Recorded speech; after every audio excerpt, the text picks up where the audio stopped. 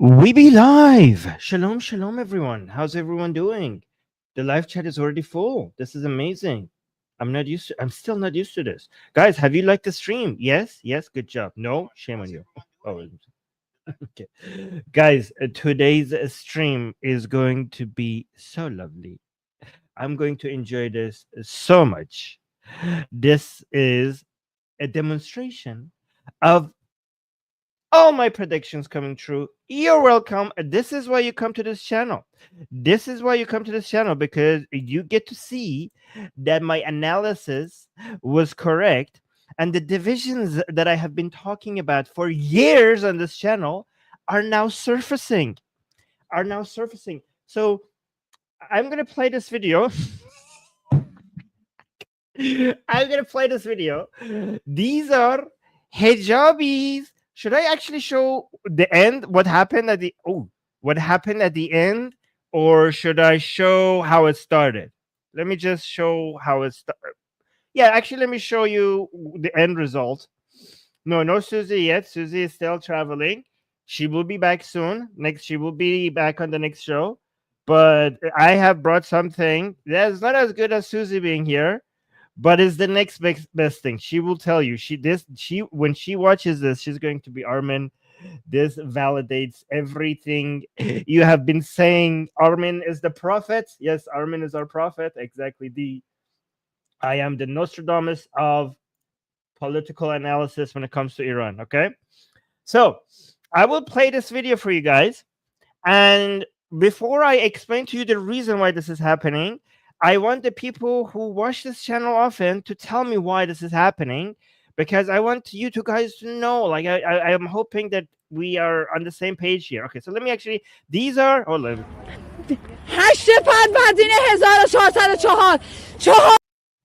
So this woman is giving a date.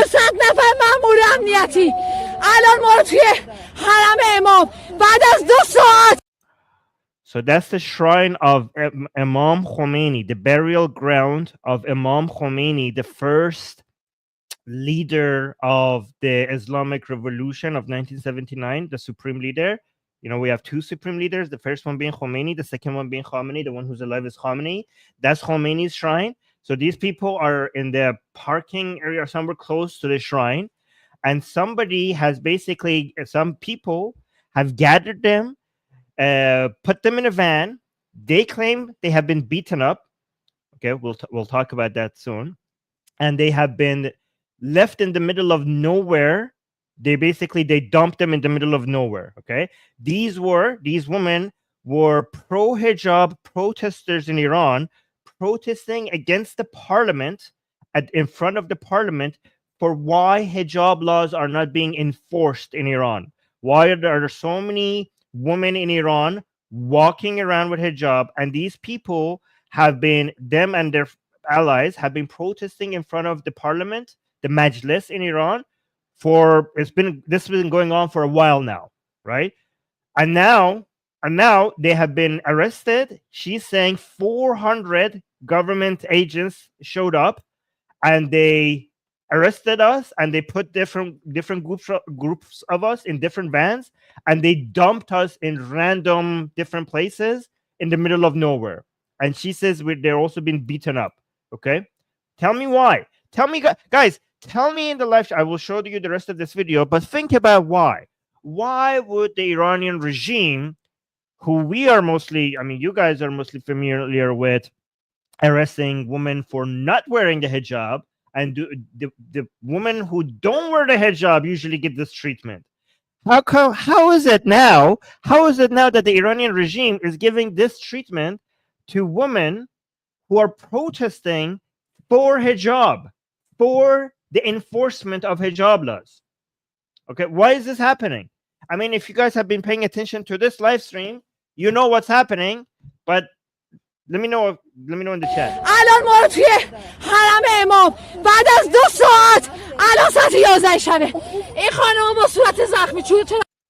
Okay, so now she's going to show the bloody face of this woman. I'm not going to show that much, can't talk. That part much, because YouTube might like it.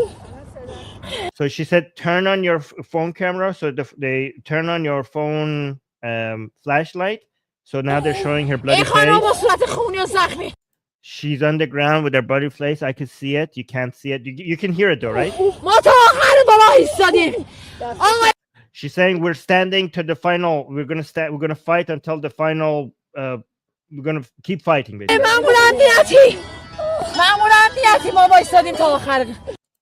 You're like, oh, she's saying, oh, government agents, oh, the regime officials, security officials. We are going to keep fighting until the very end. That's what she's saying. Okay, so the bloody part is now over. We can continue.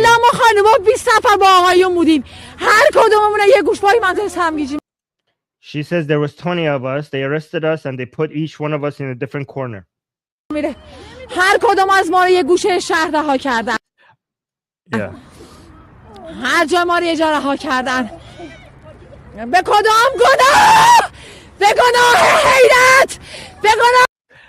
She's saying, what is our sin? Like, why is the government treating us like this?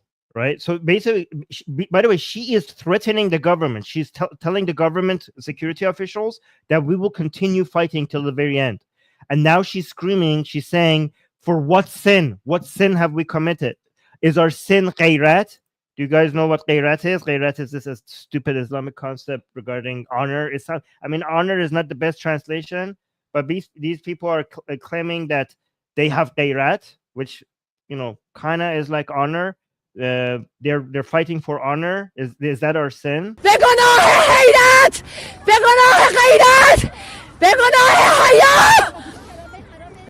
Is haya our sin?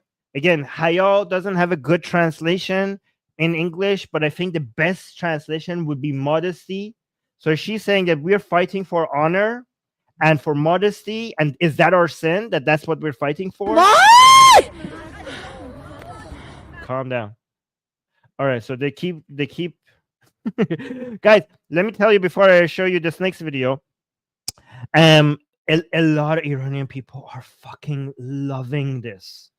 Do you know why they're loving this? Because these people were protesting so that the government does these things to average Iranian women and girls. And that was happening to them instead.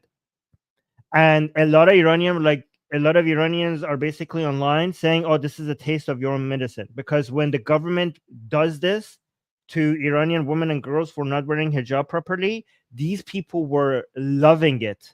These people were celebrating it. And now that it's happening to them, now the Iranian people are like, this is not this is what you wanted for us, huh? This is what you wanted for us. Okay, let's continue. There's them being upset.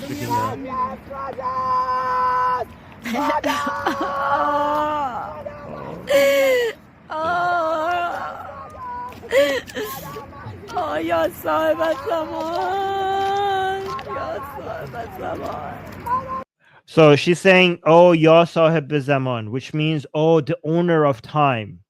Guys, when she's saying, oh, owner of time, yeah, the Anti-Islam is like the mentors. Yeah, they always look like the mentors. Guys, when she's saying, oh, the owner of time, who is she referring to? People are saying poor batsman. Oh, that's good. Sorry, Sarah. Yeah, I know. I shouldn't get involved with Sarah's highlighting. Who is the no, go ahead, Sarah. I'm not gonna highlight anymore. Sarah, sorry. Mother of time. No, not Allah. Jack, I know you guys gonna think that. The owner of time is not Allah. Again, guys, these are Shia. Shias don't give a shit about Allah. I mean, they act like they do sometimes, but it's not. Yeah, the Mahdi, exactly. The hidden Imam. Yeah, they're talking about the 12 Imam. No, the owner of time is the 12. Hussein, not Hussein. Hussein is the third Imam. The Mahdi is the 12th Imam. The Imam of time. Oh, sorry, Sarah, I'm not going to highlight. No, Ali is the first Imam. The Imam of time is the Imam. Yeah, basically the Imam of time, the owner of time. No, not Doctor Who. Doctor Who is a good guess because the 12 Imam is basically the Imam of the time, right? Of our time. So he's the owner of time. I don't know how that works.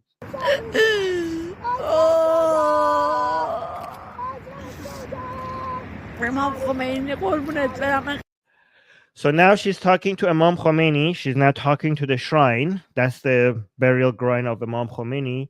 She's saying like, "Oh, my beloved Imam Khomeini." Now let's see what she's saying to him.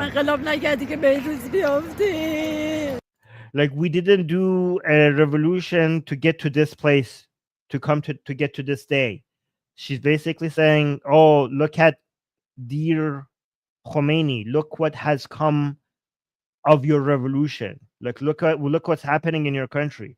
We did the Islamic Revolution of 1979 to have Islam in this land, and now we are the ones who want Islam, and the government is suppressing us." So she's basically talking to the Imam Khomeini who did the Islamic Revolution, who was the leader of the Islamic Revolution. Like, look what has come of your revolution. Come off your religion.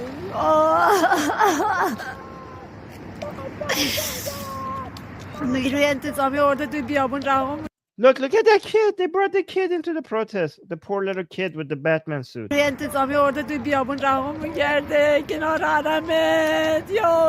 Okay, now she's not speaking nonsense. She's telling Khomeini, she's saying that the officials, they arrested us and they basically threw us in the middle of the desert next to your shrine. This is not a desert. I see pavement.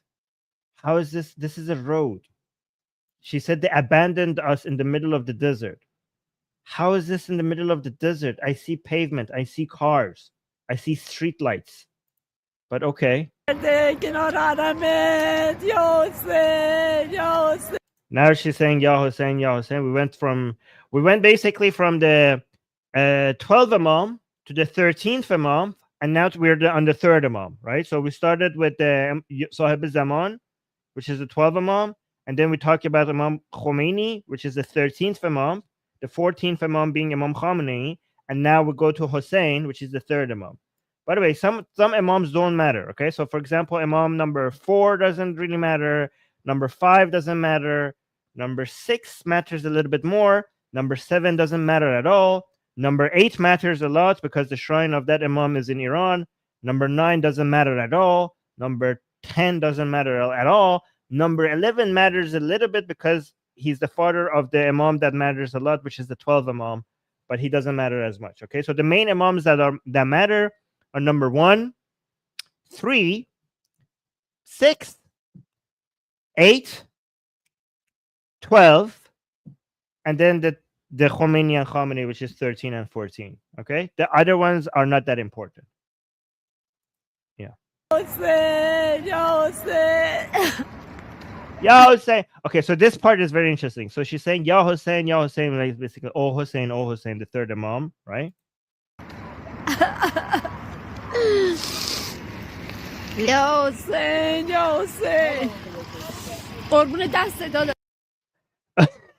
Okay, let me explain what happened at the very last few seconds because she should have edited that part out. So Shias are good at a couple of things. Okay, one of the things that Shias are experts at are pretending to cry because they have years of experience. When it comes, they're good at funerals. They're expert at funerals. They're experts at crying. They're experts at being drama queens. Right? They put on a good show. They know how to. They like the best ones. They know how to bring tears. They could even, how in Hollywood some actors try to actually cry on command. If you're Shia, you know how to do that. But the interesting part is that at the very end, she was crying. Then she talked to a man that was helping them, and then if you could speak Persian, you could see how instantaneously she went from a crying tone to a normal speaking tone, as if she's not crying at all. And it basically made it obvious how the crying was fake. So look at this. So she's saying, "Oh, thank you, brother. Thank you, brother. but she spoke it in a non-crying way right when she was basically like, "Oh Hussein, oh Hussein, oh Hussein, oh thank you, brother." Okay, completely in a normal tone. So she should have cut that part out because that was very revealing. Let me go. Oh, this guy is here. Muhammad is always here making fun of himself. Muhammad, he's saying, Armin, you cannot stop Islam. You cannot stop Islam. God damn it, man. You cannot stop English, Muhammad. Okay. I know you keep trying to destroy the English language, but you will not be able to do that. Okay. All right. I'm not going to stop Islam. Islam is stopping itself. Look at this one.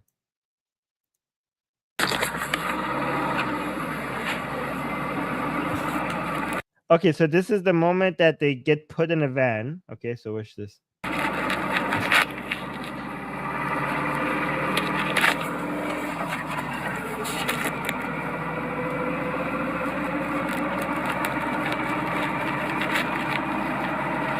So these are the vans that they brought to arrest these people, I think.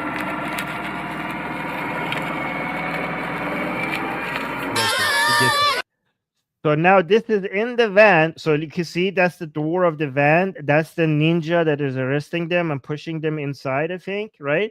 And now these are the people. This is the very experience that non-hijabi Iranian women were experiencing. Now they're being put in a van, okay, themselves. So watch this. Now they're screaming because they're being arrested and being forced to they're being forced in a van.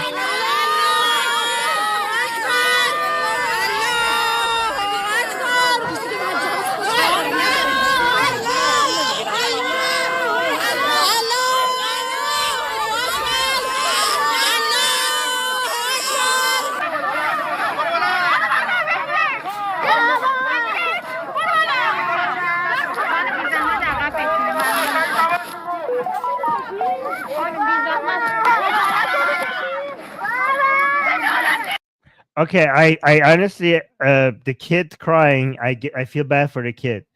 The fact that like this is really traumatic for the kid. Why the fuck did you bring your kid?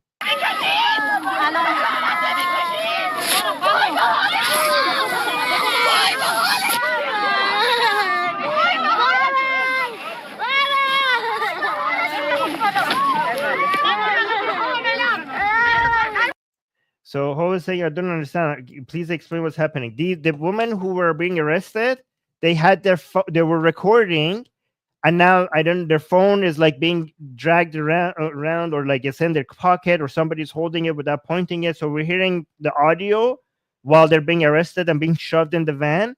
We're hearing the audio without it actually being pointed in a specific direction.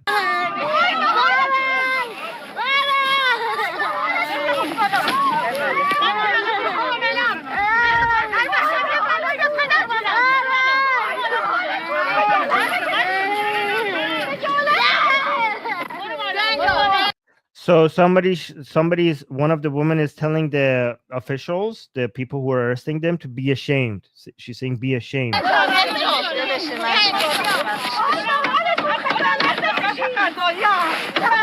So I think now the door of the van is closed and they're hitting on the door, and she's saying, "Be ashamed, be ashamed, shame on you."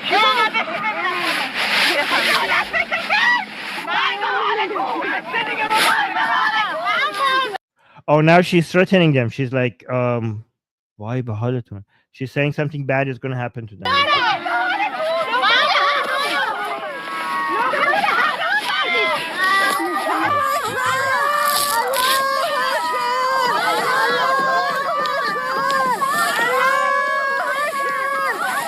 So the thing that is new is like when on our side, when the government arrests like liberal-minded, secular-minded Iranian women and girls, the people that get put in the van, they don't shout Allahu Akbar.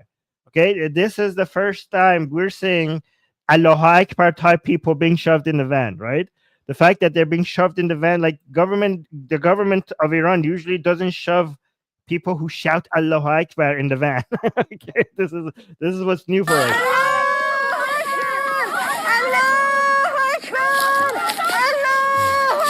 Okay.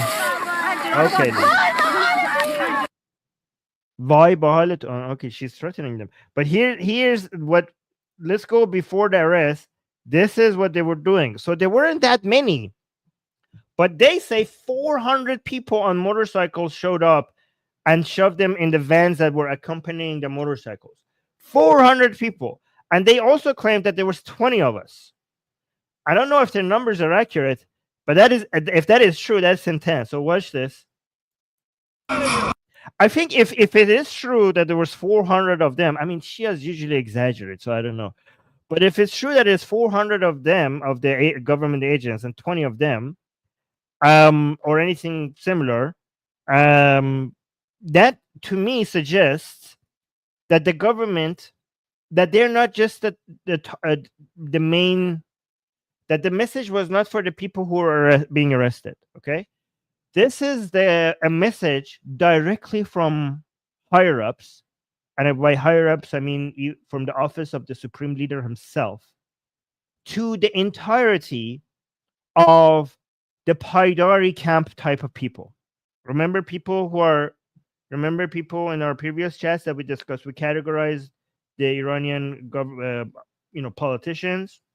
We have the reformists, who the supreme leader is now closer to because he's now friendlier with them than the hardliners, because he needs them now for the sake of negotiations with the United States, and also for removing some of the Islamic enforcements and blaming it on the reformers instead of Khamenei himself, and also because the economic condition of Iran is so dire that Khamenei needs reformers to be in power right now, pretending to be in power right now, so that they could get the blame instead of Khamenei himself. So Khamenei is very close to the reformers right now, more closer than the hardliners, right? So we have the reformers, and on that camp we have Pezeshkian, we have Zarif, we have Rouhani, we have Khatami. With that, we have those kind of people. And then among the hardliners, we have the Ghalibaf camp. Ghalibaf is the head of the parliament, and they are the hardliners who are more pragmatic, and survival is their main priority. And then we have the Paidari camp people, who are more radical groups of the hardliners, and they are more in line with, just enforce Islamic law always, everywhere, at all times, because that's the whole point of Islam, right? And these Paidari camp people understand that right now Khamenei and the pragmatic hardliners who are in power are incapable of enforcing Islamic law, are incapable of reacting to Israel as much as they should, and they're incapable of not responding to Trump's request for negotiation. And that will make a lot of hardliners in Iran upset with the regime. So this is an opportunity for them to motivate people like this to come out and protest against the government.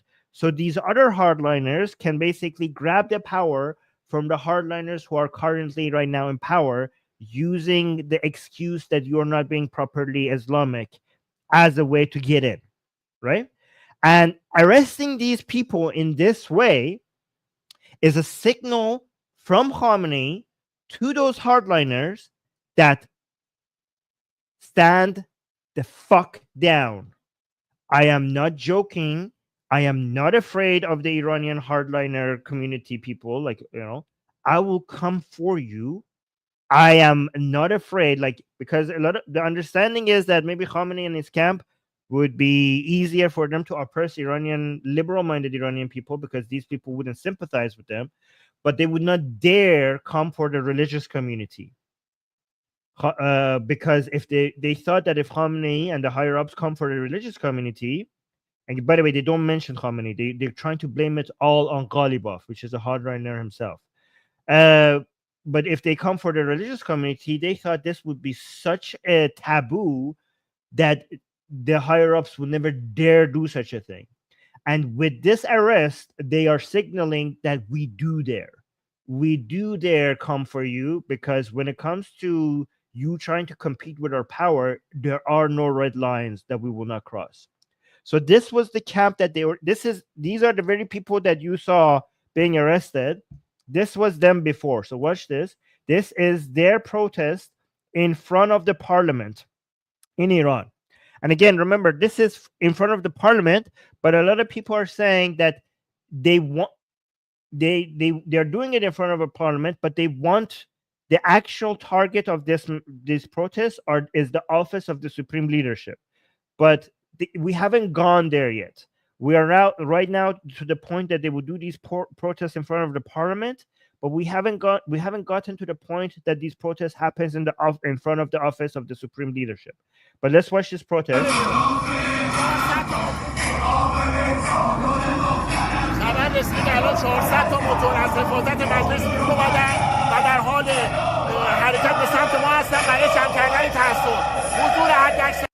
So she's saying that we just got news, and I have a theory here, okay? But tell me what do you think about my theory?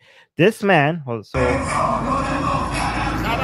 let me read one of these signs before I translate what this man is saying. So okay, so the sign says قانونگذار و مجری وظیفه شما چیست؟ عمل کردن به قانون مانع دیکتاتوری است.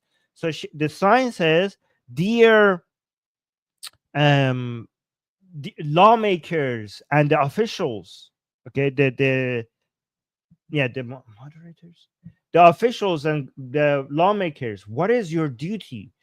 You have to abide by the law to stop dictatorship. So these people are saying, enforce the hijab laws to stop dictatorship. That's what the sign says. Okay, I'm not going to spend time right now to say why they think why they think that they're anti-dictatorship right now, unless you want me to. I mean, let me just tell you, just really quickly, these people think that the entire the Houthi shout out. Good catch. I will respond to that as well. These people think that their regime has been infiltrated by Zionists. That's why you see the Houthi sign as well there. They have a Houthi. This is not in Yemen. That's, you see that somebody in the chat caught it. That in the right over there, you can see the flag of the Houthis, which is cursing the Jews as well, which is basically them threatening the government, but that we know that you have been infiltrated by Zionists, or else what? That's the only explanation they have for why the government in Iran is not enforcing hijab laws, is not responding more decisively against Israel, and is considering negotiating with Trump. The only explanation they have for why their government is doing this is that the government of Iran has been infiltrated by Zionists, right? And that's what these signs are meant to say. Yeah, and also the whole idea is that if we continue this way, the Islamic Republic will be only Islamic in name, and it will be toppled. The Zionists have realized that they cannot destroy the Iranian regime with military campaigns from outside. So the Zionists have schemed, and they have come and from within, and that they're toppling the government from within, by destroying the family unit, by destroying everything that makes the Islamic Republic Islamic, and that will end the Islamic regime and will bring us back to dictatorship. That's what they think. So let's see what this man is saying. So he's saying that I just got news that 400 motorcycles are coming towards us. It's interesting because the 400 that he's saying is the exact 400 that we heard in the first video that I played, but the woman was saying, right? So they're all saying 400 motorcycles are coming for them.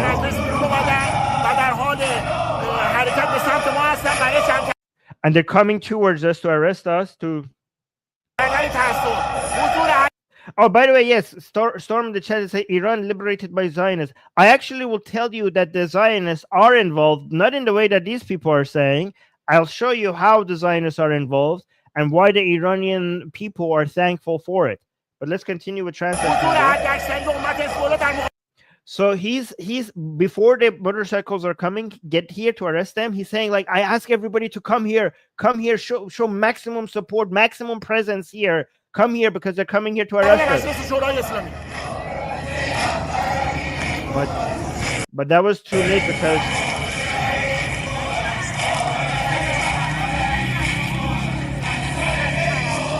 at this.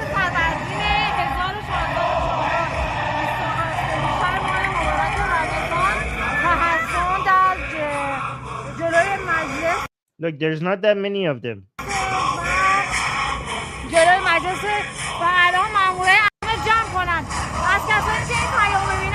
So she's the woman is repeating. She's like, they're coming here to gather us up and stop all of this protest. Please, if you're hearing this message, come here, support us. Oh, look, the motorcycles arrived.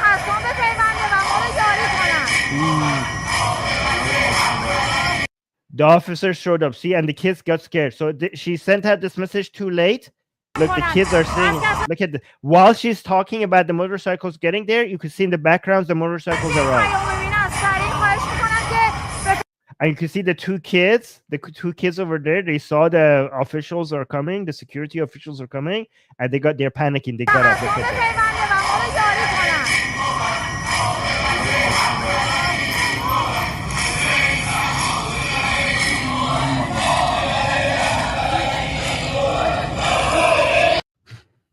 So this video was seconds before the whole thing got crazy and they attacked and they arrested them.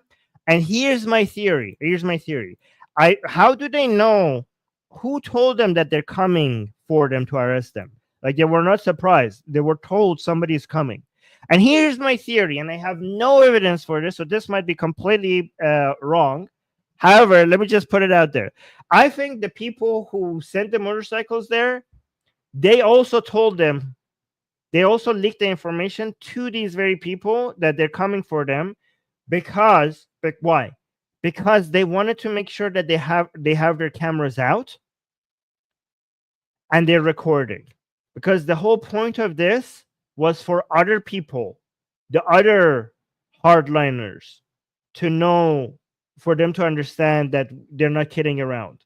If you want to challenge the government, we'll come for everybody, not just the liberal and secular-minded anti-regime people, anybody. That's the point, and they wanted to make sure that it's all recorded for everybody to see. Let me show you some when they showed up there, some of the chaos. So this is some of the chaos.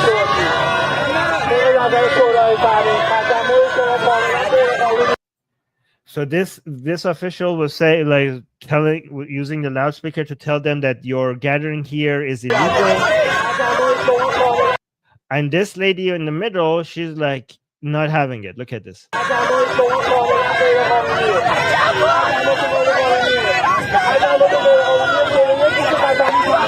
Oh, you see, she attacked the officer. Okay, and I think, yeah, this is a video released by the officials themselves to be like, look, we had to arrest them because these people were kind of crazy. Look at this.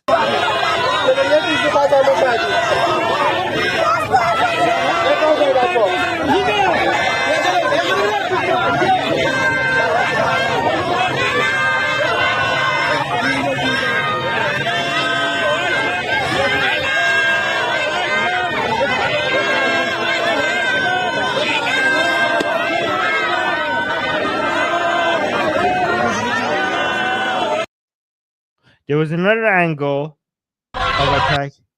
Okay, so this woman was the one who was attacking the officer.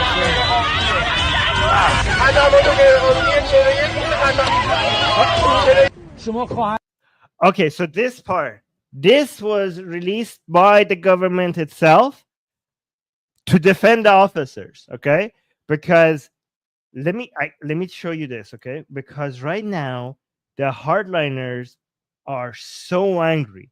And they have promised to come out in huge numbers and retaliate. So, for example, they put this out, and this is an ad to respond to the government attacking the pro-hijab protesters. And now they have, on Saturday, apparently, they want everybody to come out on 3 o'clock in front of the parliament to have a bigger gathering than the one that they had before against the government. In defense of the people who were arrested, And I don't think this is going to go anywhere, because now that we know the time and the place that they're going to do it, and the fact that all these hardliners are angry and they want to have a bigger protest, I think the government is going to have so much security over there that not even a bird could fly. I mean, like, we'll see what happens. However, the government knew that the videos that they released is going to might motivate some more protests to happen. So they made sure when they arrested them, they record this. So they released the video for the public to show that these women attacked the officers, so that even the hardliners would have less sympathy for them. Look, they attacked us, so these people deserve the treatment that they got. They should be thankful that they are free. Like, all we did was we gathered them and basically we released them in random places. If they were like these other liberal-minded people, they would be in jail right now. Okay, so don't show any sympathy for them. And another video that they released to show people not to give them any sympathy was they released a video of this officer talking to one of them in the car, explaining to them in properly, like in a very polite way, why they're being arrested, and also make sure that in this video he tells the woman why you injured your own face. So this is something that Shias do when they get out of hand. They start scarring themselves. Okay, this is a habit that they have. And apparently this woman, the bloody face that she had, was not because the government officials beat her. She scratched her own freaking face. This lady that we should in the first video that we showed her bloody face, she was scratching her own face out of anger. And this the officers wanted to make sure that they record in the van, right in because when they saw she had a bloody face, they were like, oh shit, they are going to use this against us. So as soon as they saw that she had a bloody face, they got the officer in the van talking to her, asking why she bloodied her own face, so that they could release this out to make sure that nobody blames the officers for beating her. So watch this part. Oh, and we also got a super chat, so I will read the super chat soon. But let me just get this part. She's saying, like, you are our sister, you are our bigger, you're the, basically you're better than us. You are a hijabi person, so basically you're a good person because you have like really good hijab. Like, so we salute you, we respect you. However, like, oh, you're such a great woman, you have full hijab. However, this gathering is illegal. Okay. Okay. And this woman is like, no.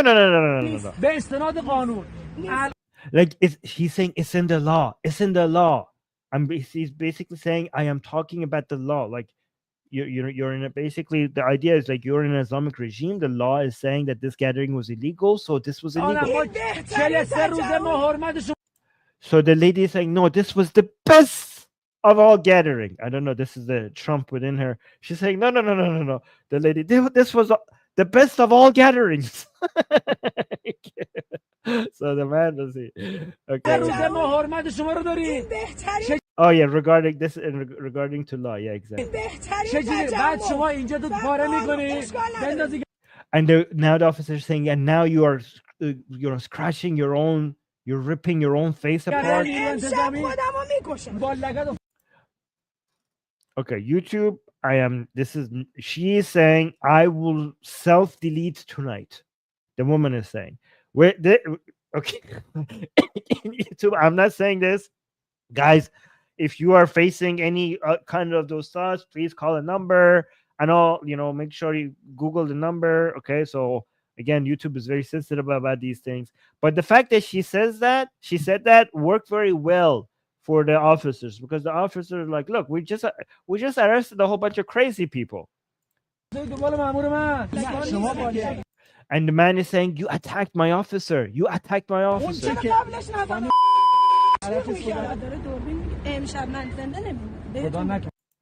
Okay, I don't know the part that they beeped at. And now she's saying, tonight I will not stay alive. I don't know. She's threatening self-deletion. which is a major sin in Islam. It's one of it's an unforgivable sin. So I don't know why she's saying that, but she's saying like I will not. She's she's threatening. She's like I don't know.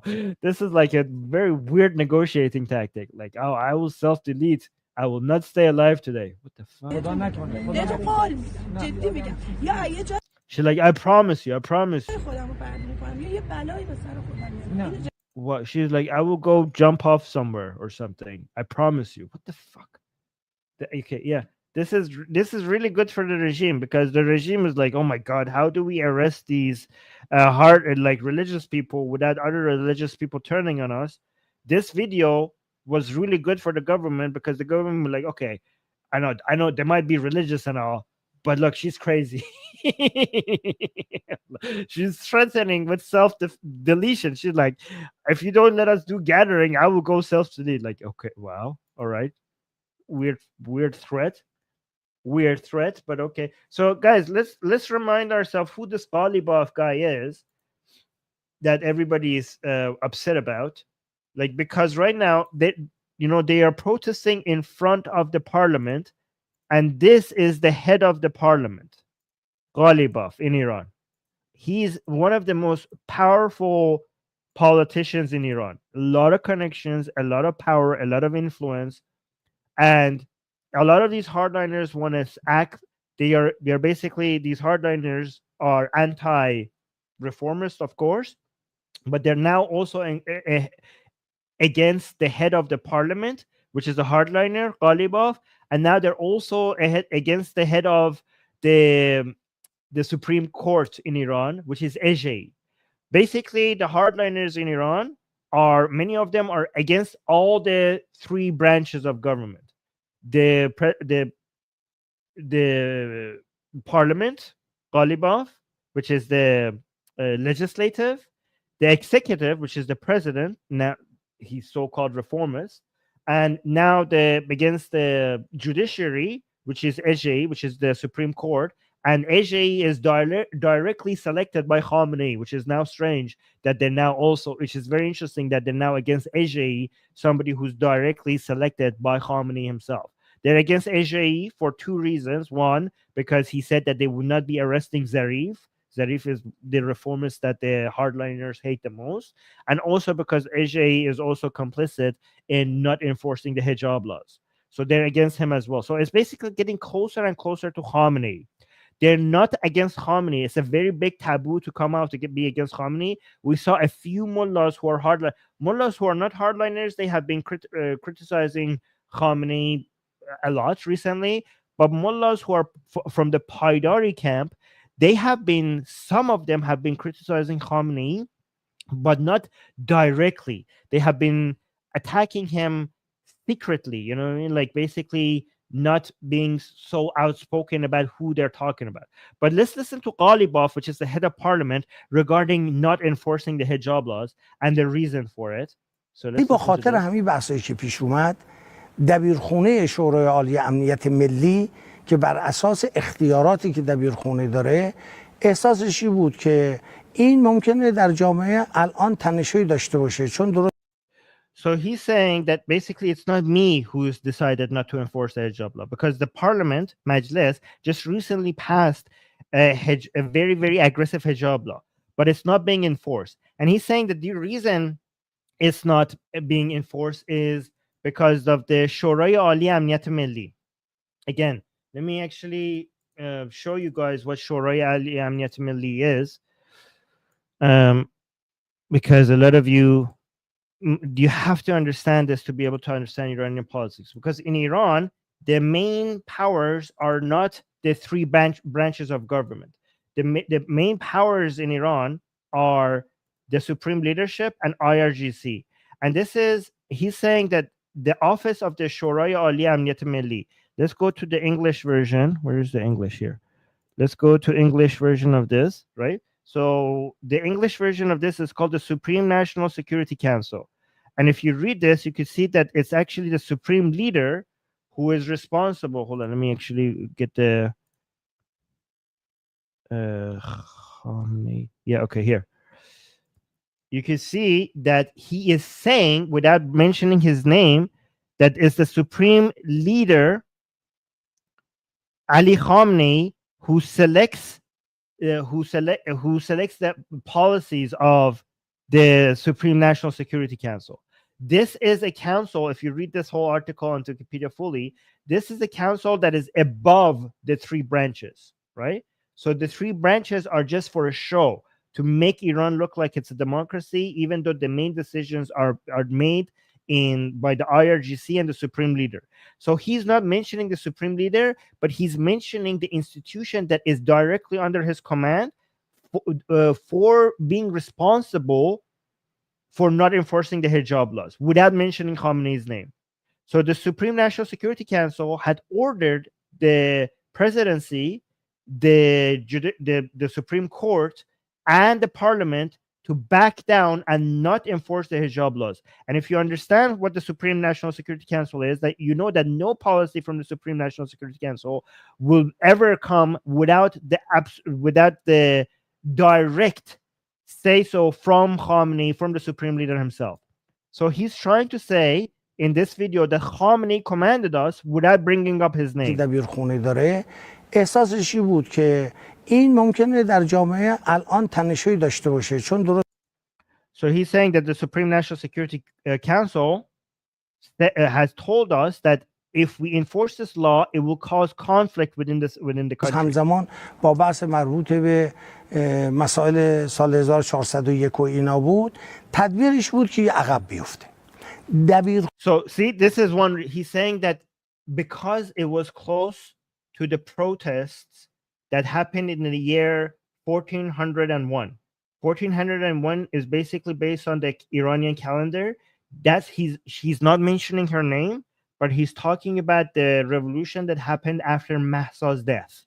He's saying that that uprising basically showed us that enforcing these laws, basically the Supreme National Security Council, meaning the Supreme Leader, realized that enforcing these laws will bring such tensions in society that is a threat to society as a whole. This is an admission that the people of Iran are powerful and they are very, very afraid. They're afraid to enforce the hijab laws for two reasons. One of them is being admitted right now here is the strength of the liberal and secular-minded Iranian people, and they're afraid of them, and that's why they're not enforcing it. That's one. I will show you in a couple of next videos why is the second reason why they're not enforcing it. خونه این پیشنهاد خودش رو که از اختیاراتش بود که میتونست کار انجام بده آورد تو صحن شورای عالی امنیت ملی. So he's saying that this is the legal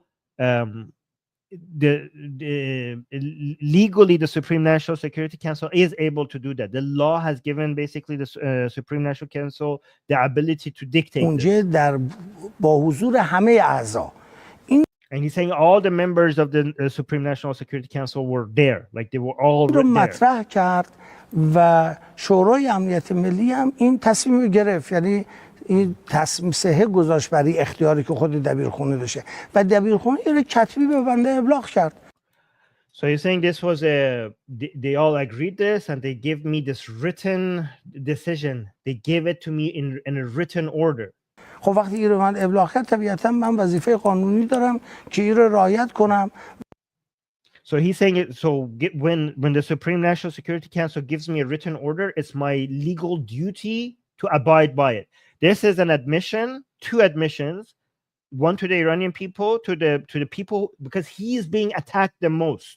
He is the person that is being attacked the most for not enforcing the hijab laws right now. So this message here is like, it's not me, it's the Supreme Leader. That's what he's saying without bringing up his name. But also to foreigners, this is an admission that Iran is not a democracy, because that means that the head of the parliament and everyone else, whatever they decide, if the Supreme Leader wants something else, it's their legal duty to do that other thing. Basically, the Supreme National Security Council is above the parliament, which is, it's even, by the way, the elections are manufactured, they're engineered, And also every single candidate goes through a filtering process, so it's only the people that the regime wants. But even after that, the parliament has no power above the supreme leader. This is why we say Iran is a fake democracy. Let me show you another video so that you could see who's to blame for hijab laws not being enforced. Okay. Actually, now first, before we're on Ghalibaf, let me actually show you this video of the hardliners. So this was a couple, like about a month ago, I think, right? So you can see this was another protest that people were having against the government for basically not enforcing hijab laws, for not responding stronger to Israel. And in this protest, one of the people in this protest had a sign against Ghalibaf and basically attacking Ghalibaf for not enforcing hijab laws. And then some other they had an infighting between these hardliners, and some hardliners basically tore down the signs. No, Amir saying the supreme leader has nothing to say. No, the supreme leader doesn't want to make it obvious.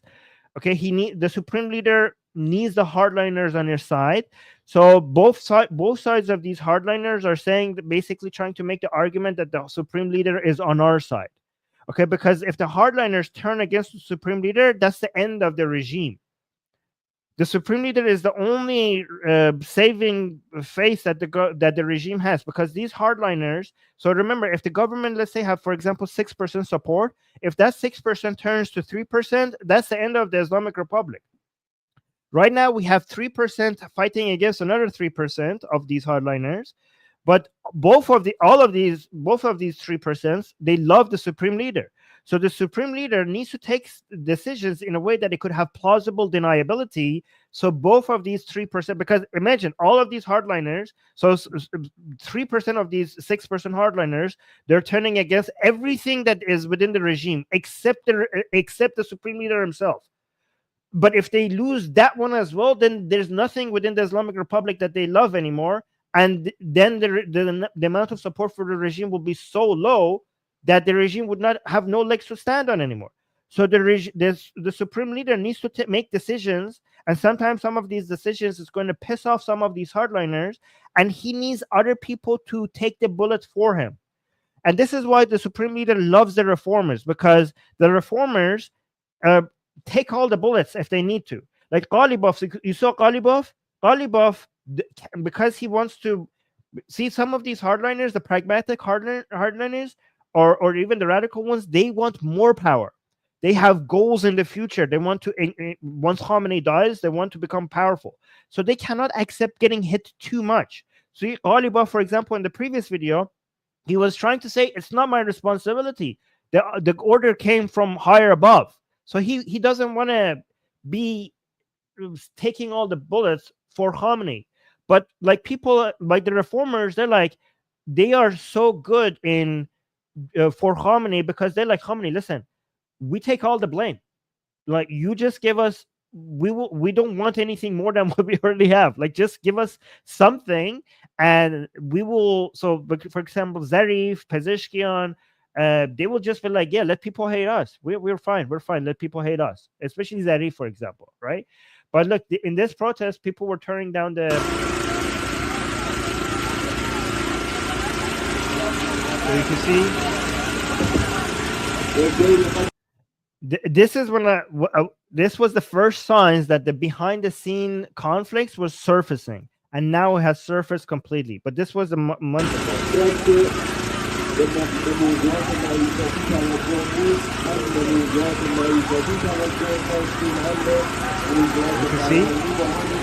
You can see the signs were torn, and people were pulling it down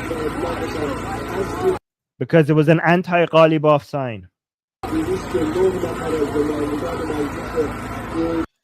And they tore it down there. Let me actually show you the second thing that is responsible for why we're not enforcing hijab laws. I mean, this is a short version. I already went on a longer version of this earlier, but let me show you a shorter version of this. If you guys want to see a longer version of this, I had a stream a couple of days ago. What was it called? It was called, where is it? It was called Panic in Iran, Mullahs Are Destroying Each Other, right? So who is this guy? This guy is Mahmoud Nabavian. Let me actually bring his Wikipedia page because it's important. Mahmoud Nabavian. Because I want you guys to see that this mofo is a big deal. He's a member of parliament. And not only he's a member of parliament, he is also, okay, not only is a member of parliament, if you go scroll down here, the English version of this article is not complete. He's also part of the Paidari camp. Okay.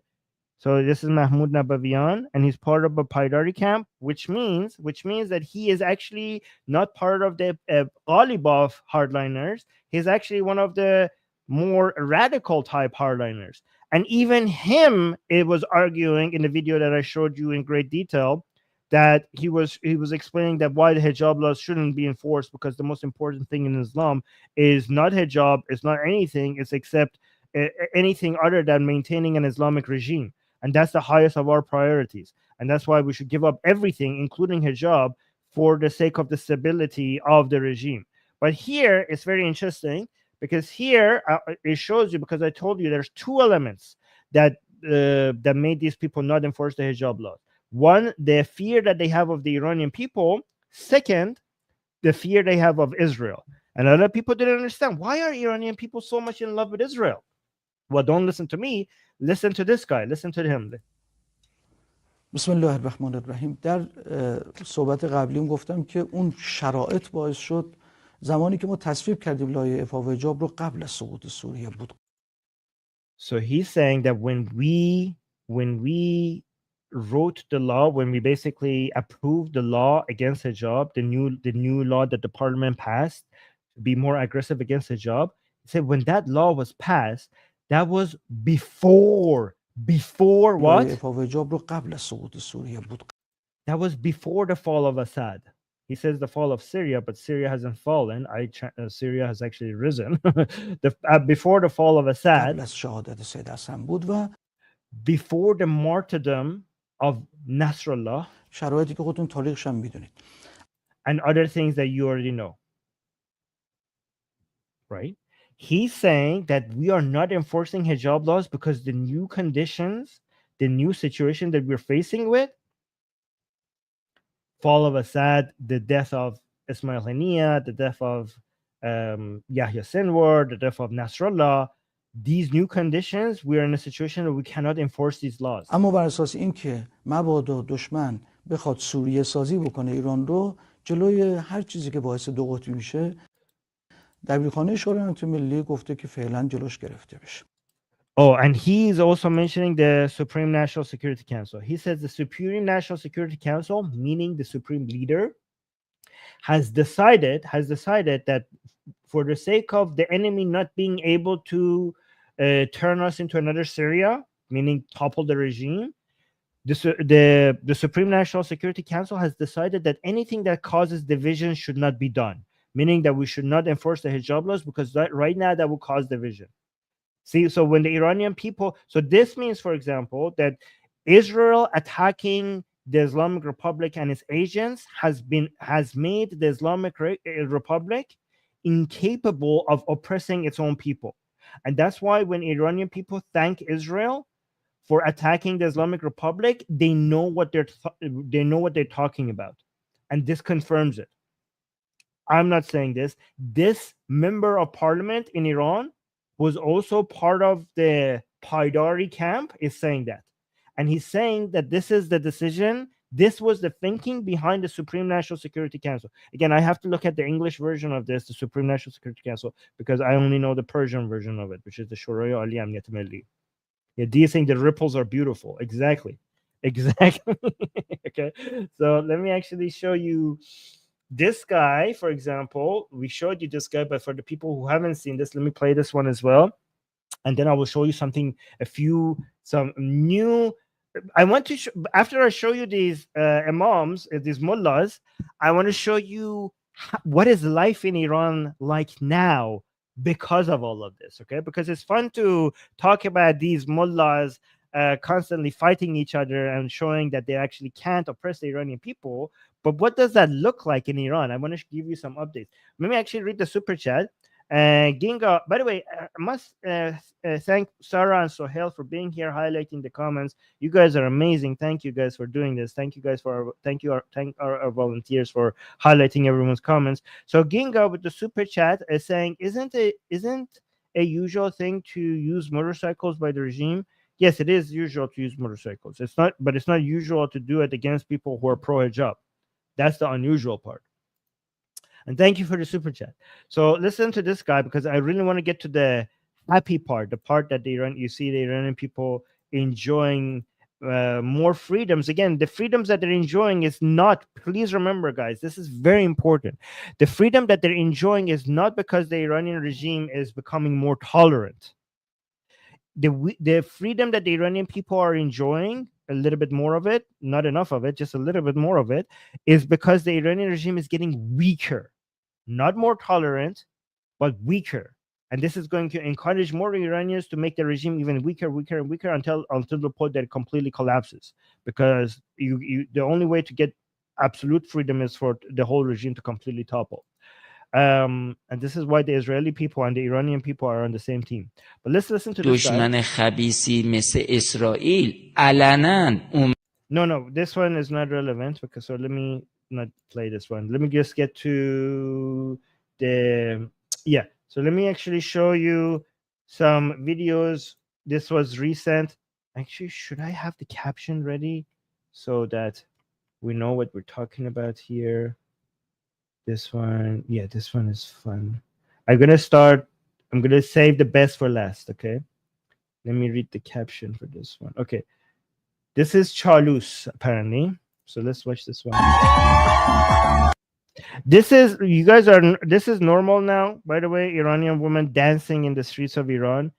When I was in Iran, this was like an impossible thing to see, usually this publicly, but this is now more a norm apparently in Iran. Women just come out and publicly dance in the street.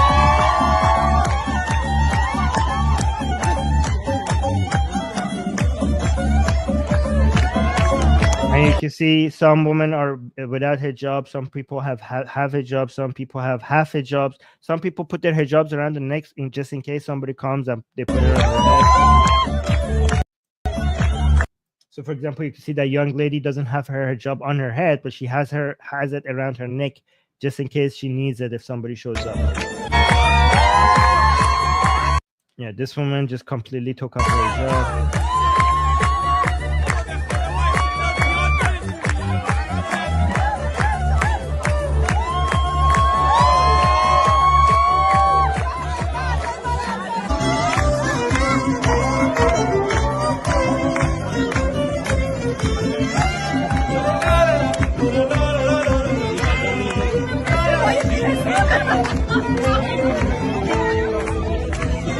Okay, so there's one thing that I want to see more. I still notice that it's a little bit taboo for women to just come dance with men. So I see women dancing with women and men dance with men. It would be nice to see eventually more women just dancing with men.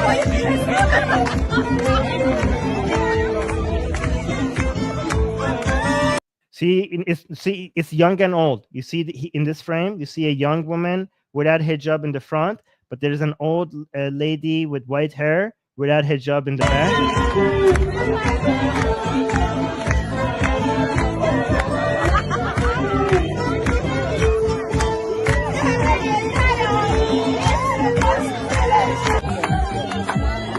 You see, like, these are men dancing with each other.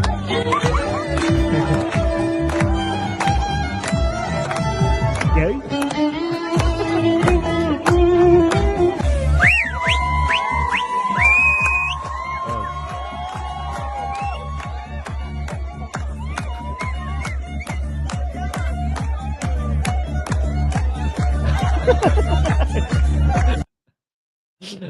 Guy. Oh, no, I'm just kidding. Wait, hold on. Let me see. There's more videos like this. So you can see it's younger girls. This is like used to be frowned upon when I was in Iran. but you can see very young girls are encouraged to show their long hair, and this again, this is in the mall. This is in the mall. This is not in someone's home. This is in the mall.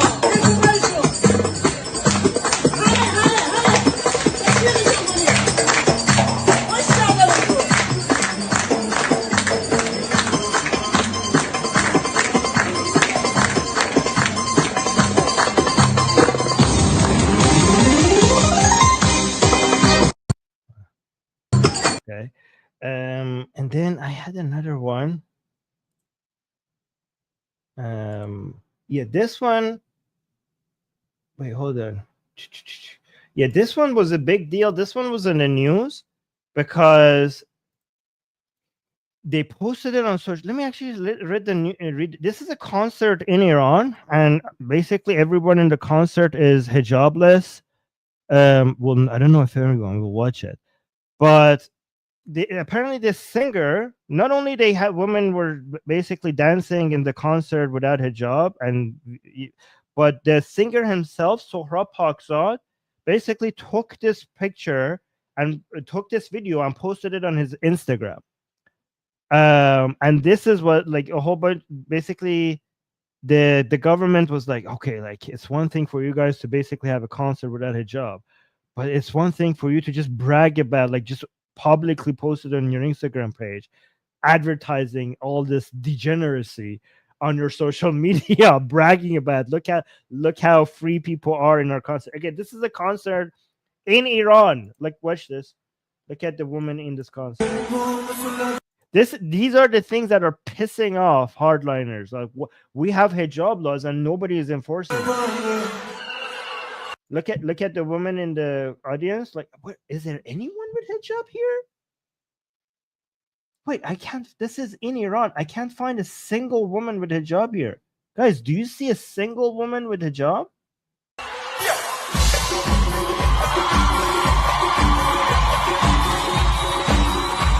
You could, guys, see, that's the tactic. That's women who want to be careful. Look at that. You see that scarf around the neck? That's her hijab. She has that just in case somebody comes and wants to enforce the hijab. They always like take it off. The hijab is a shawl, and it could be a shawl when nobody is bothering you, and then it could turn into a hijab when somebody's bothering you, right? Wait, I'm still not seeing anyone with hijab.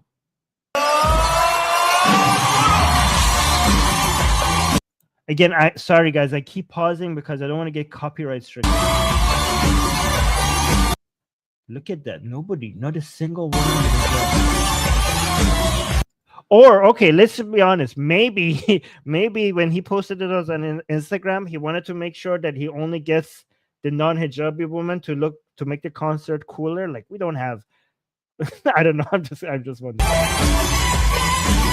Okay, no, okay. Finally we found a woman with a half a hijab in the front seat here. Finally we found one. Oh, I saw another hijab. Look at that. That's a hijab there. Not in the right corner, or in the right side. Oh, hijab. You saw one hijab. It's weird. Like, we used to look for people without hijab to show that some people in Iran don't wear hijab anymore. But now we're actually looking for people who do wear the hijab.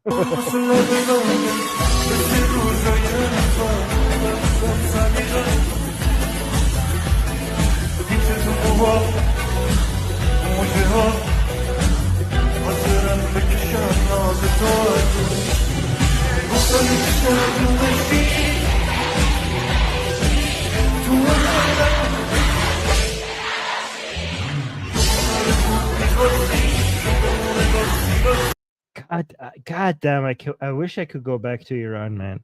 I really wish I could go back to Iran. Maybe one day.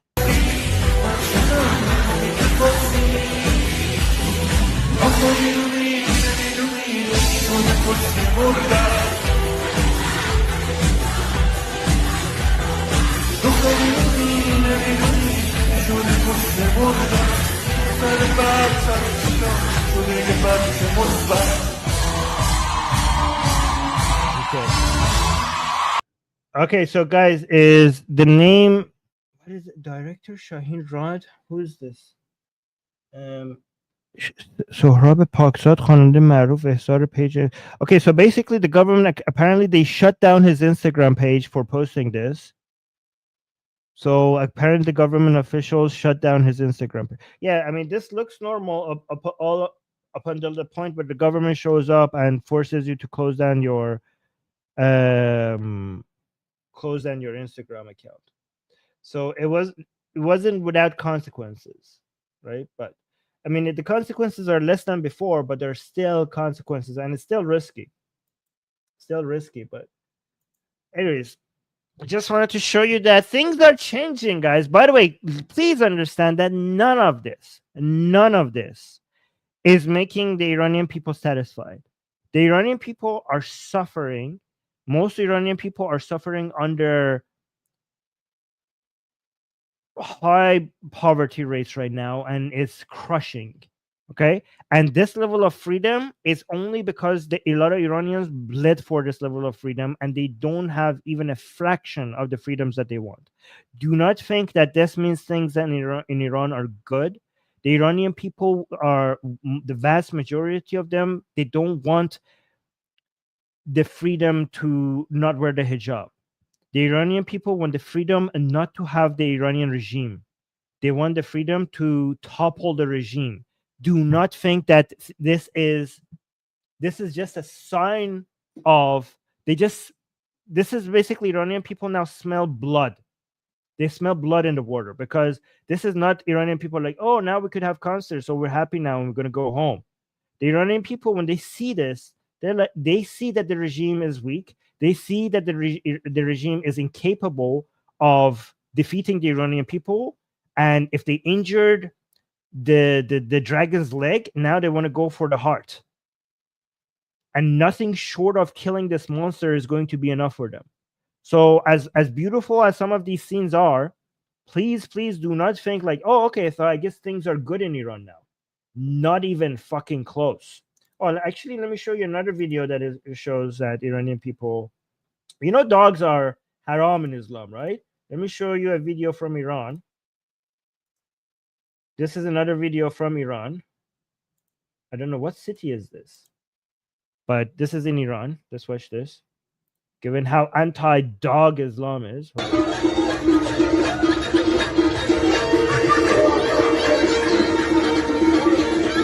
So apparently this kid was dancing, and this lady was walking with her dog. And yeah, people in Iran walk with their dogs now. Okay, that's apparently a normal thing in Iran right now. And the dog was so excited to see this kid dancing. So the dog just started jumping around as well. So they started dancing with each other.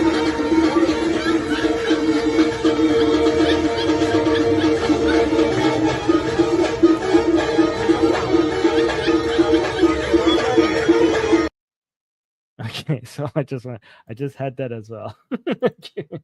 Let me respond to your comments.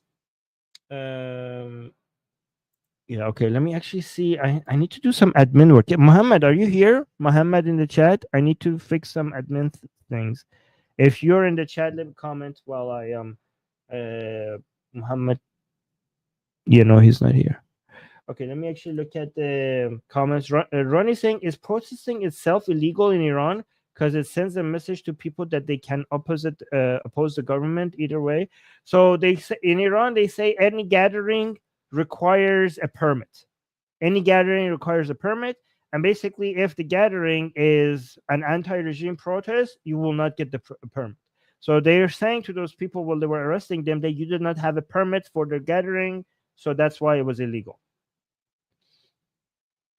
Mohsen was asking, why is it a taboo? Why is what taboo? I forgot. Oh, criticizing Khamenei, because Khamenei is holy, because the whole point of having the Islamic regime in Iran is to have a supreme leader that is connected to the Imam of our time, which is the Mahdi. So Khamenei is supposed to be that leader that is connected to the Mahdi, to the 12 Imam, to the Imam of our time. So criticizing that will be basically criticizing the entire concept of the Islamic revolution. You basically are challenging somebody who, like, the whole the idea is that giving all this blood, giving all these martyrs. Oh, which reminds me, I have to show you another video as well. The whole point was for us to make sure that we have a government, even with all the flaws of the government. The most important part is that you have the head of the government is somehow connected to the Mahdi of our time, to the Imam of our time, which is the Mahdi, right? And Khamenei is supposed to be that person. You criticizing that means that this whole thing was fake. Let me actually get this guy to explain some of that to you. So hold on, not this guy, not this one, okay? So this guy was one of the leaders of the protesters in front of the parliament, and he was apparently one of the people who were put in the van and dumped in a random corner. This is another random corner that they dumped these people around. Let's listen to what he says, because this was an important video that I forgot to show you. So he's like directing this to Ghalibaf. Ghalibaf is the head of the parliament.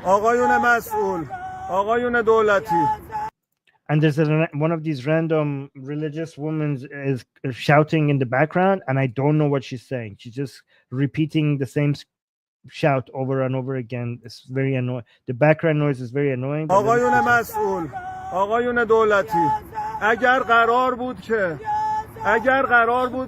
Oh, she's saying Ya Zahra.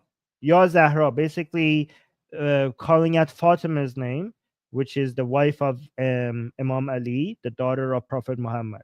Remember, I told you Shia Islam has a trinity, which is Ali, Hussein, and Fatima. So when she's saying Ya Zahra, she is calling out her name.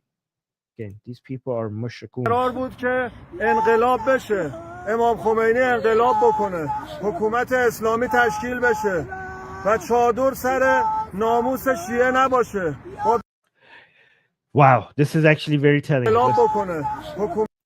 He's saying اگر قرار بود که if it was supposed to happen like this, for Khomeini to come, انقلاب بشه، no, for the Islamic Revolution of 1979 to happen, امام خمینی انقلاب بکنه، for Khomeini to do the revolution, حکومت اسلامی تشکیل بشه، for us to have an Islamic government, و چادر سر ناموس شیعه نباشه.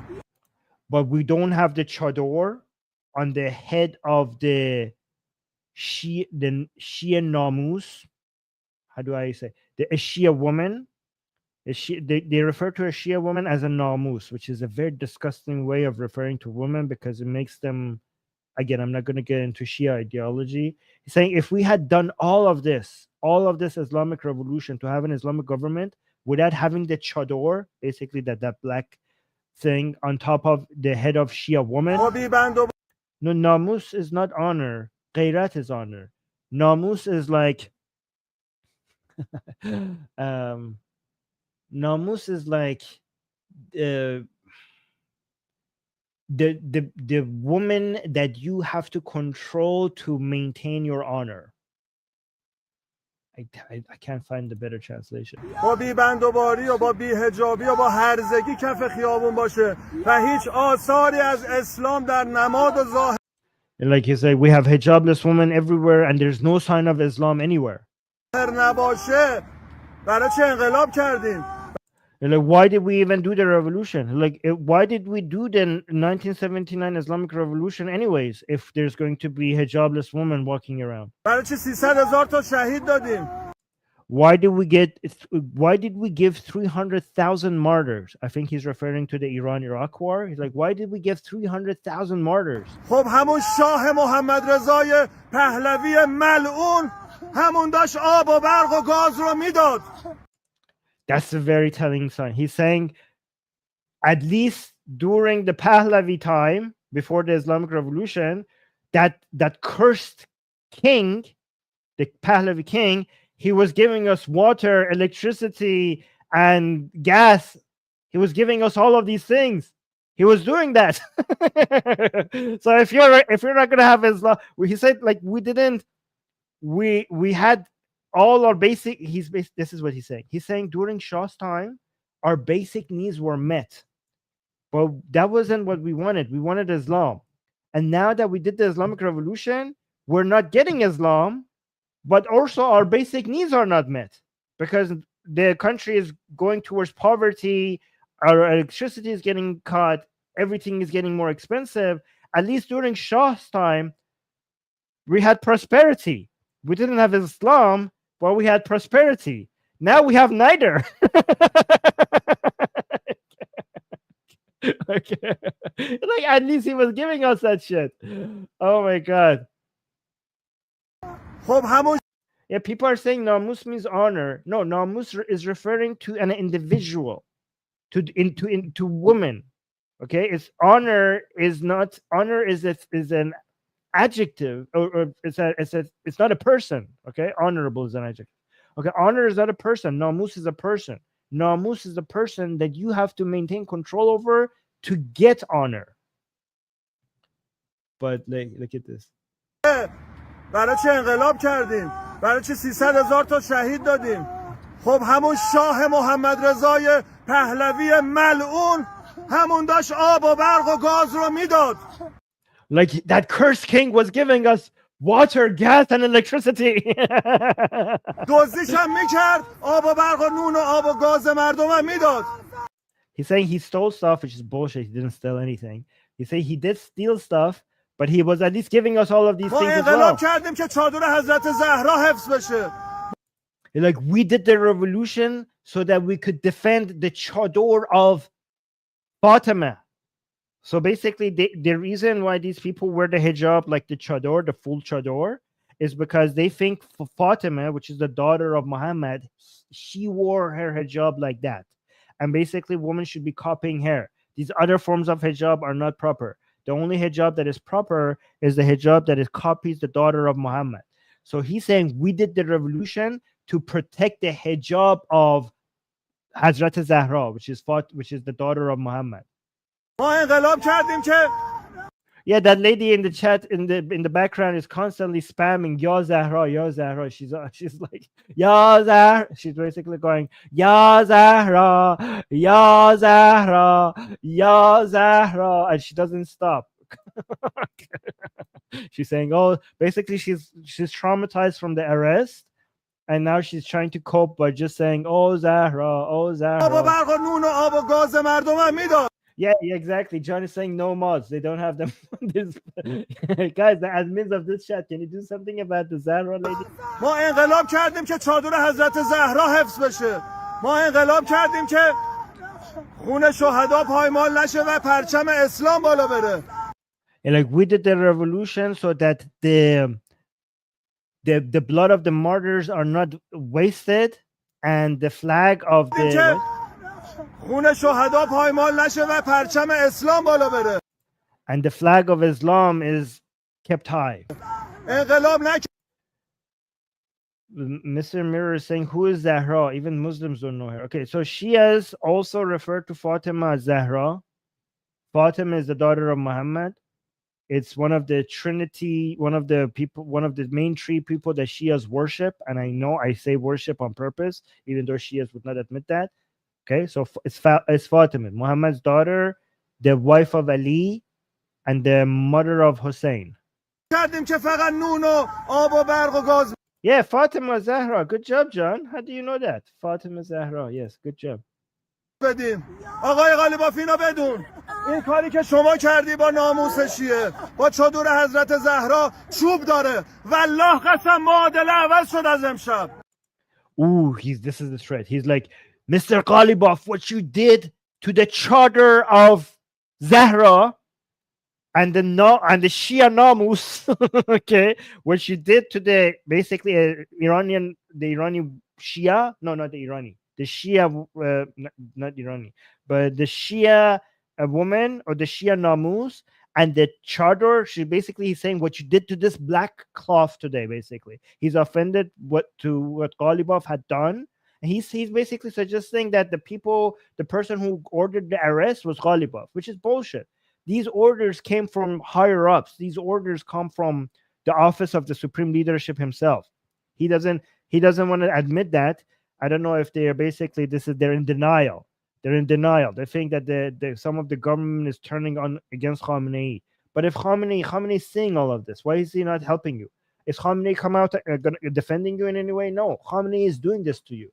But he's saying, you, Ghalibaf, you are doing this to the chador of Zahra. Basically, he's saying you have dishonored this Batman costume. Like, oh, Ghalibaf, look how you offended our Batman costume. That's what he's saying.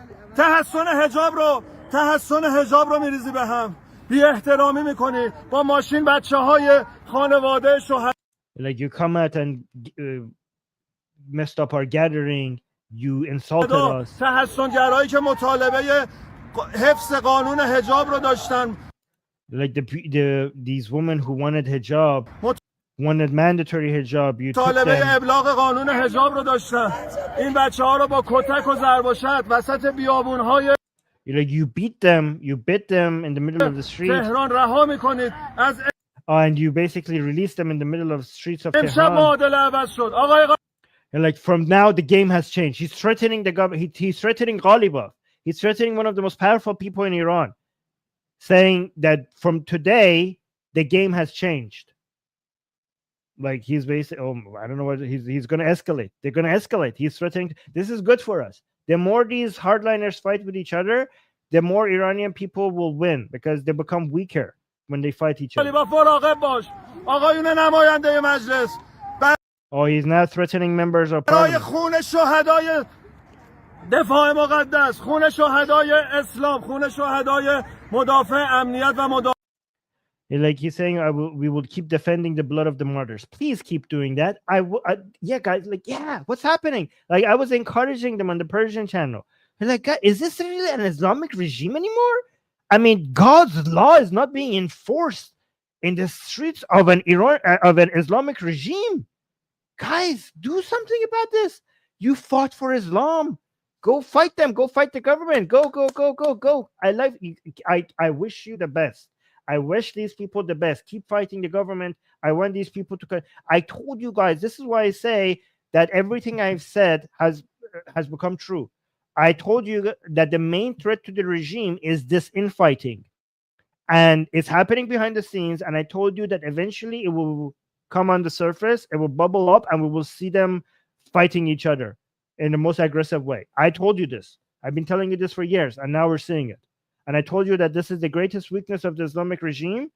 And if anything could topple the regime, is this infighting. And now we're seeing it happen. Am I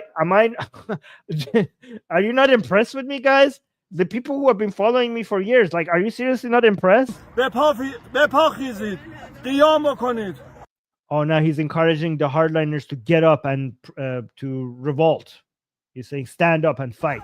و ما اینجا میگیم آقایون مسئول تا آخر قطره خونمون وای میسیم که Like, we will fight here until our last blood. What are you talking about? These women are like completely traumatized over just being shoved in a van. You guys are going to fight until your last blood? قانون حجاب ابلاغ بشه و آقای پزشکیان قانون حجاب اجرا بشود و سلام علیکم. Like, we will fight until our last blood until the hijab laws are enforced. Okay. Okay, we got a super chat. Let's respond to the super chat. Ginga is saying Khamenei is a Zionist. That's why he got to go. Yeah, like, I mean, that's, we would want them to think that. Eventually, they're going to accuse Khamenei of being a Zionist. We'll see. So, we're going to have basically the camp that is saying that they read the definition of Islam. What Islam really means is two things among these hardliners, depending on whether or not the Iranian regime has given them a lot or not enough. Okay, so if you are part of the regime and the regime has given you a lot of wealth and power because you're part of the regime, you're one of those hardliners, then the meaning of Islam is to bring about and then defend an Islamic regime. And then Islamic regime means to have a regime with the head that is connected to the Mahdi, who is a proxy of the Mahdi. That's the definition. And that's what the entirety of Islam is about. And everything else is secondary. Why is that the definition of Islam? If you are part of the regime, because if you're part of the regime, then you want to maintain power, you want to continue to maintain power. So obviously the whole point of Islam is to maintain that regime that we have right now. However, if you are a hardliner who is looking at the rest of the hardliners who are more powerful, and you're looking at them from the outside, and you haven't, a lot of power and wealth has not been shared with you, then you agree with the part that the whole point of Islam is to have an Islamic regime. That's the whole point of the main priority in Islam, and everything else is secondary. Prayer is secondary, Hajj is secondary, fasting is secondary, hijab is secondary. No, well, no, not actually, no, I take that back.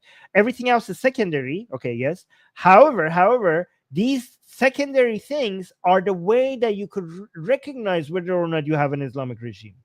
Meaning that the way that you recognize whether or not you have an Islamic regime, okay, by these other people, is whether or not Islamic laws are being enforced. Okay, so if Islamic laws are not being enforced, then this is not an Islamic regime. So see, the metric is different. Is it an Islamic regime because we have a head of the regime that is connected to the Mahdi? Or is it an Islamic regime because Islamic law is being enforced?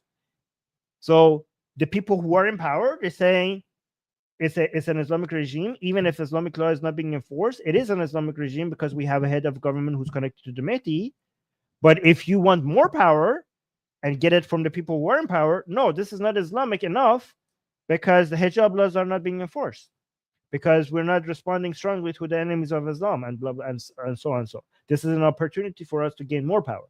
So you hire these people, or you encourage them to go protest, to flex some muscles against the government in a struggle for power. And these struggles are increasing as Khamenei gets older, and every time he comes and speaks, Khamenei speaks, when he sounds like he has less energy, a lot more people are going to think that he's closer to death.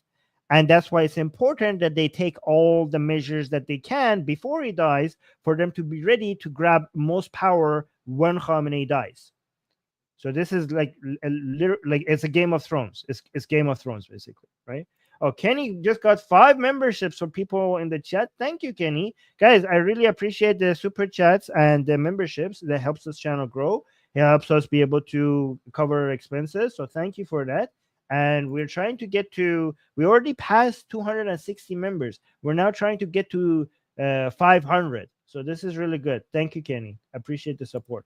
And guys, I really do think that we do deserve the support, because you guys can see that the things that we were saying before are coming true. Like, nobody on English media is going to explain these things in such detail that I have, right? And even though, guys, I actually saw Foreign Policy come up with an article recently that was pretty good. Like, it was basically a lot of, like, when I say this channel has deep level analysis in a way that you don't see other places. To be fair, Foreign Policy had an article recently that said everything that I have been saying to you, but that just came out like last week. Things that I have been saying for years now. Foreign Policy just came out with an article that confirmed everything I've been saying. So credit to them for getting everything right. However, they're much later than me. Go read that article. It's behind the paywall, but there are ways to read that. But go read that article, or just pay for it. Go read that article, and you were like, oh my God, Armin has been saying this to us for years. Let me actually find the name of the article. So for you guys, if you was gonna want to go read it, because I sent that to Susanna. I like, Susanna, look, like, the article in Foreign Policy is called "Is Iran's regime about to go the way of Syria?" Go read that article and look at the date, and then tell yourself, holy shit, this Armin has been telling us the exact very same things for years, but only now Foreign Policy is saying that. I sent this to Susanna, and I said to Susanna, what did I say? This article confirms all my analysis. All right, so go read that if you can.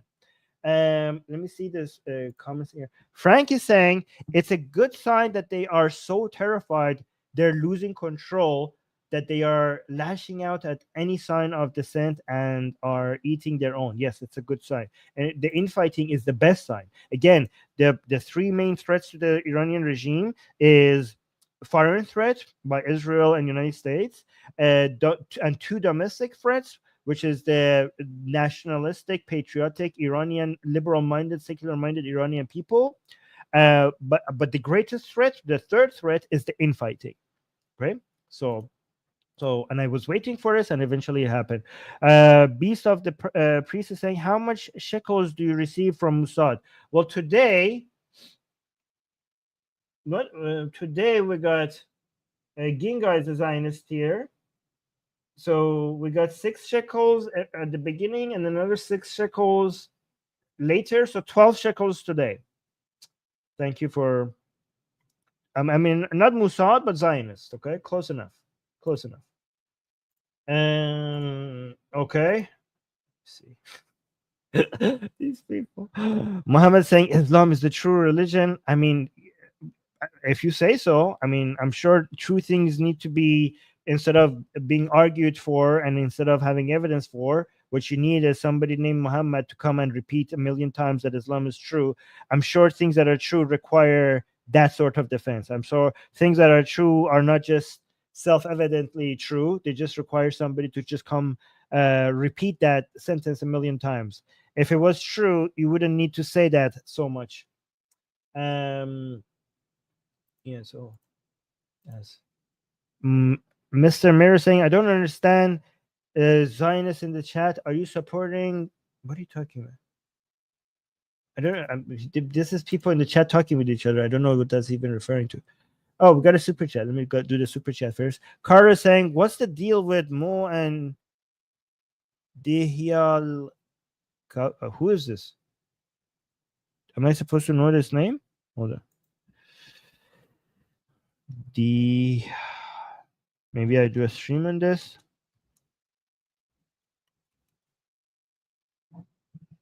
Yeah, I don't know what's happening here. Oh, Muhammad. Oh, wait.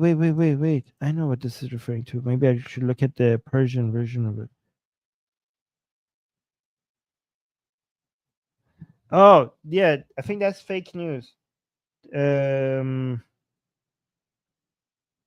Yeah, that's fake news. That both the envoy that Muhammad sent to the Roman Empire and the Persian Empire, none of it happened. These are fake news. Don't believe this shit.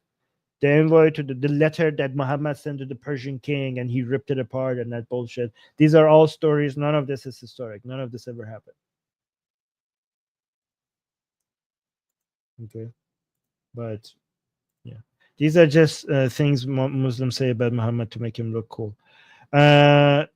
Hypnos is saying, and thank you for the super chat, saying, yo, Armin, weird question. Is Atheist Republic named to counter the Islamic Republic? No. It was more of a, but it was interesting that it turned out like, I liked the fact that it turned out like that, but originally it was the idea of getting community involved. Our community involved in our shows, in our content, always having people, for this to be a group project. So that's why we included that in our branding. Look at this. There's a Sunni person in the office. So there's a Sunni in the chat saying Shia Rafidis are not Islam. It's political Islam equals fake Islam. Are you kidding me? Even Sunni Islam is also political Islam. Have you not read the Quran? Are you trolling? All Islam is political Islam. And also, they also say that about you. Shia Muslims say that you're not, Sunnis are not Muslims. And you say that with the flag of Palestine. That's great. It's interesting because your Palestinian cause would be absolutely nothing without these Rafidis supporting you. Oh my God.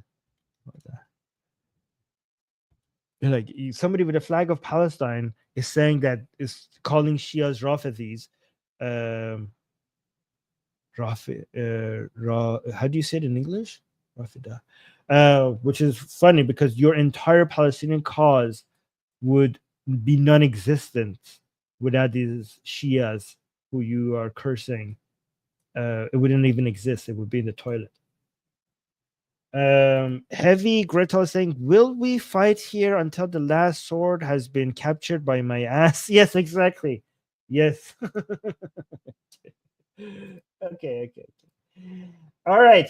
I think we did a good job because yes, Kamlesh is saying, good work, sir. I think so. I think this, guys, these streams are, let me brag about these streams because it was very educational. Like, not just us here. I think even somebody who's an expert analyst in Middle Eastern affairs, like on an academic level, I think if they watch the stream, they would be educated by the stream.